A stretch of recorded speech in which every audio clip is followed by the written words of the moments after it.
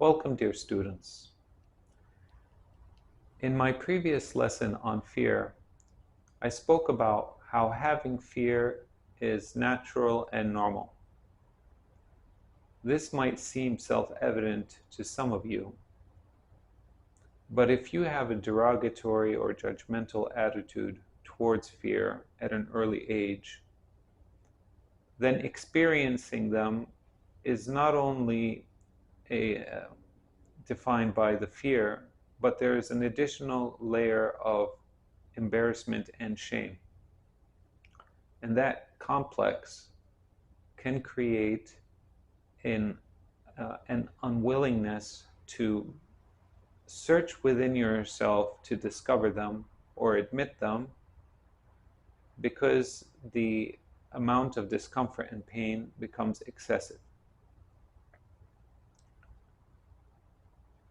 And when you deny that you have a fear, and in your consciousness you don't recognize it, then it's impossible for you to change it.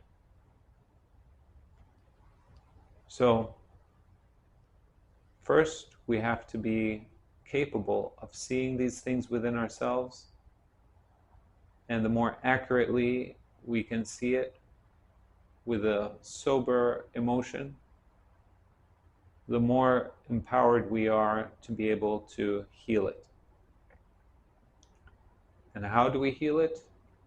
The only way to overcome a fear is to confront it.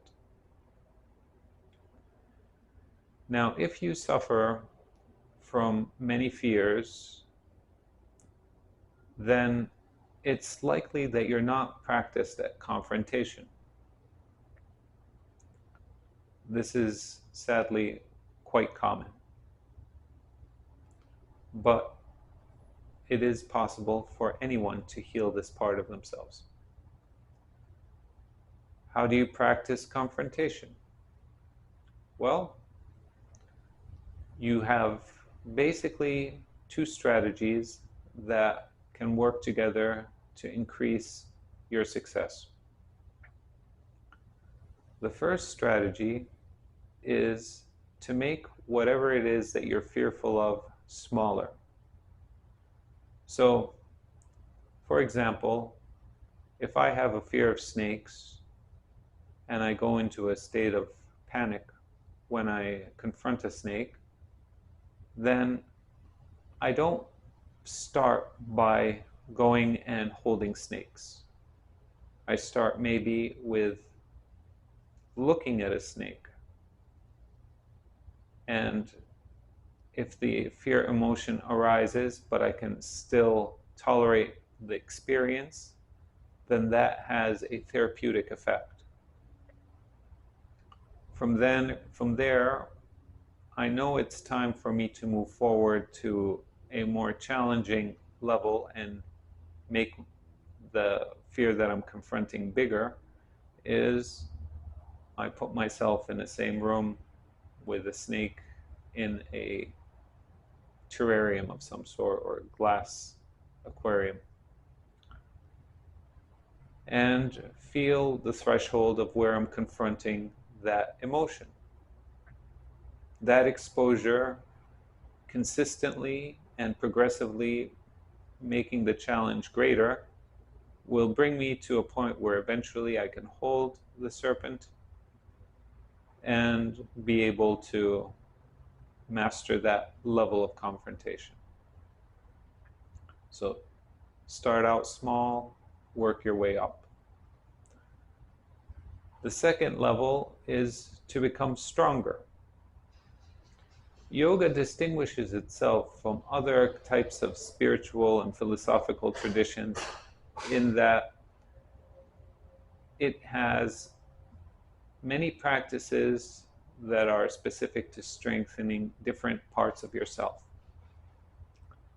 All of the practices fall into three general categories. The first is the body, the second is the mind, and the third is the spirit. Strengthening the body might be self-evident. Yeah?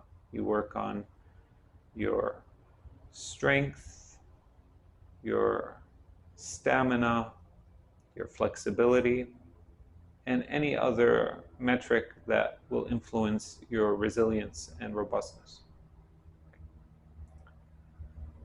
As for the mind is strengthened through engagement of language. So if you begin to read more, if you begin to study more, learn more, engage people that are more intelligent than yourself, then this part of yourself must become stronger. And third is the spiritual dimension. This is cultivated through practice of love and positivity.